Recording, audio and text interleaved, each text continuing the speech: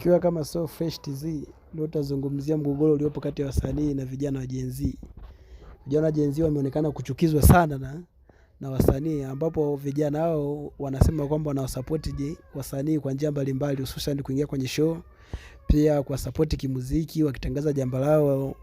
Gen Z walikuwa wakiwasupport, lakini linapokuja swala la Gen Z kusupportiwa na wasanii inaonekana wamekuwa wakikwepa hilo swala kwa lengo la kuiogopa serikali.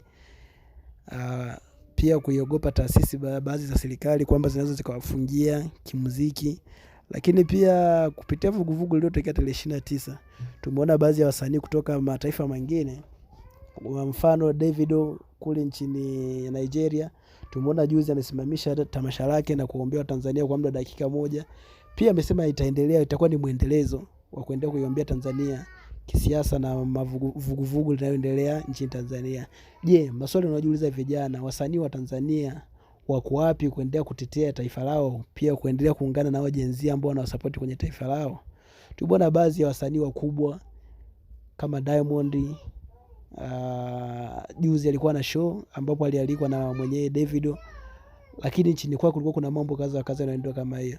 Kwa hiyo tumeona wasanii baadhi wamekuwa wakisimama opposite pamoja na mashabiki zao kwenye masuala ya kiserikali na wananchi wanapohitaji mambo yao.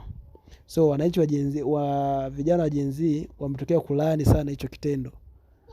Kwa hiyo sisi kama So Fresh Media tunawashauri wasanii waendelee kuunga mkono Gen Z kama ambavyo wenyewe wanaunga mkono kwenye mambo yao. Shukrani.